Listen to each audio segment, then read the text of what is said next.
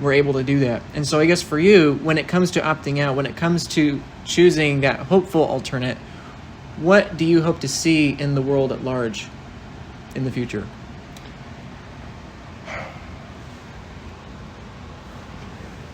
I believe that what I would like to see is what Bitcoin has the greatest chance of delivering. And that is an ability for every single person ever to be born to be able to be free, to choose what they want to do, the path they want to travel along, the value they want to specialize in to bring to the world. When you have a money that is not debased, that you can store all of your efforts in, you can stop your worry about the future diminishes. And it's the worry about the future that causes, or the inability to even handle or take care of the future, and the worry about the future that causes, I believe, the decay in society. When I was a kid, I learned about Abraham Maslow's hierarchy of needs. And it's a pyramid that basically had at the base level all the base needs of a human being: food, clothing, shelter. And the people who live predominantly slaving and working to get food, clothing, and shelter, they live a very rudimentary, almost slave-like existence. Their every day is, I need tomorrow to be able to eat. I need tomorrow to be able to be clothed and have a roof over my head. There's a group of people that supersedes that level, and they no longer have to worry about food, shelter, and clothing. And so they go to the next level, and that level might be, I want to be honored. I want to have a certain social standing. I want esteem. So the need actually gets more refined as you don't have to think about the base things in life. Now you need something higher, something more sublime. And then these levels get finer and finer to the point where you become, according to Abraham Maslow, you become a self-actualized person. And this is the highest state of a human being, which is the state where what you do is not because of something else, that your actions don't have a reason, that they are spontaneously born out of the well of creativity. When an action is because of something, it is not creative, it is forced. So if I have to go here because you demand that of me, that is not a creative decision to go there.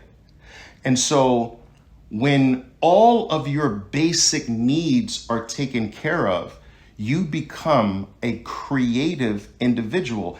And that is the nature of God, to be creative. And as the human experience continues to evolve, and I know this waxes a bit philosophical and maybe religious-like, and I'm sorry, but I'm going to go there. As the human experience has been over time seeking this, or evolving to this self-actualized state of, I don't do something because I'm forced. I don't do this because this compels me to do that. I do it because it's the right thing this moment. I do it because it's spontaneously truth to me, or what have you. And I think that that's what I want to see for the future. More individuals living their life, not living trapped inside of the desires or the demands of something outside of themselves, to live creative lives, to do what you love, to be who you want to be, and having a base layer of money that only increases your value over time, gives you the ability to do this more than a money that diminishes your value and causes you to have to stay on the hamster wheel of working harder for less every single year of your life. Bitcoin reverses that to where you work less for more every year of your life in Bitcoin terms. And this frees you from the lower levels of Abraham Maslow's hierarchy of needs. I don't know if that went over very well, or whether it went over people's head, or whether I explained it incorrectly, but that's what I would love to see for humanity going forward. And I think Bitcoin has come on the scene to be the greatest possibility of us achieving that. I think it did. I think it resonated with me. So I assume it resonated with other people that are watching. I mean, I agree with the premise. I suppose the way I would put it is that the truth will set you free.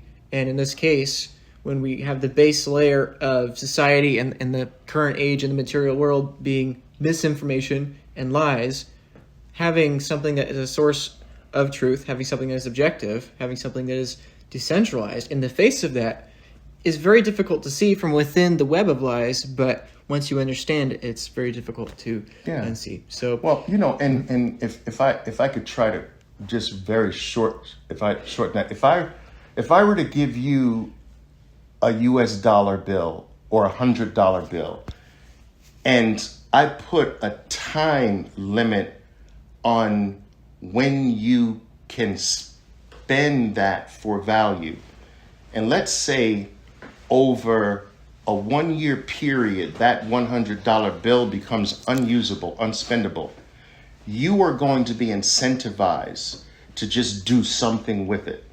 Yeah. All right? Because the value of it is declining. And this is the deterioration, in my opinion, of society, when the time preference of a society is forced to be short-term oriented that way, that it breaks down all decision-making of the society. But if I were to give you $100 bill and the time went the other way, where the 100 becomes 200 becomes another 100 every 4 years, and another 100, just as a basic example, another 100, you are less incentivized to waste that value, and you have freedom now to seek out things from the heart. You have a greater freedom to seek out things that you enjoy, things that mean something to you, versus being forced to, well, I've got to put this somewhere because it's going to be zero in a certain period of time. And so the money as we know, there's this saying in the Bitcoin community: fix the money, you fix the world. Fix the money, you fix the incentives. You fix the incentives, you change human beings. You change human beings, you change the world. Yeah. Thank you very much for your time.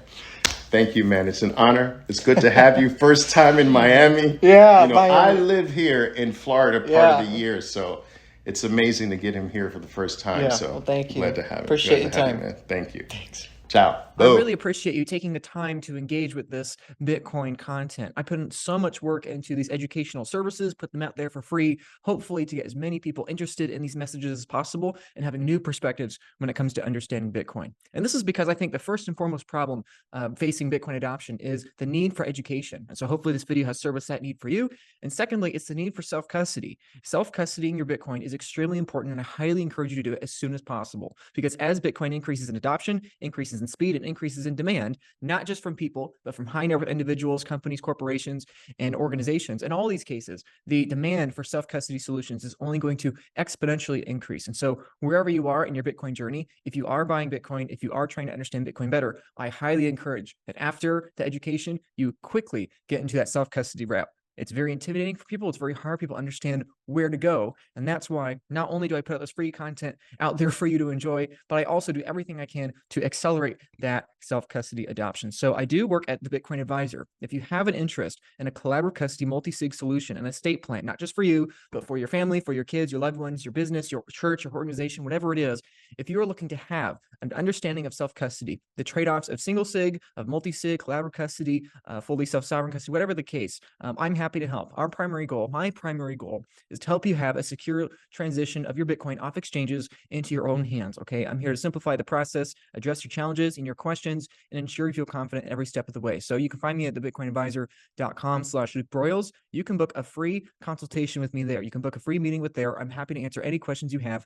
And I care far less about if you hire me or not. I care far more about education, which is why we give out dozens of pages of free content for you to enjoy and consume and learn about Bitcoin self-custody, so that you can have generational wealth for you and your future generations without losing sleep. So if you like some of that free documents and free education about Bitcoin, I'm happy to share that with you. Again, just go to the Bitcoin Advisor, Luke Broyles. You can find my booking for meeting a consultation with me. So thank you again for enjoying this Bitcoin educational content. And secondly, whether you use me or not, whether you do single sig, multi-sig, whatever the case, please start taking self-custody, start getting your Bitcoins off exchanges as soon as possible. Link in the description. Thanks.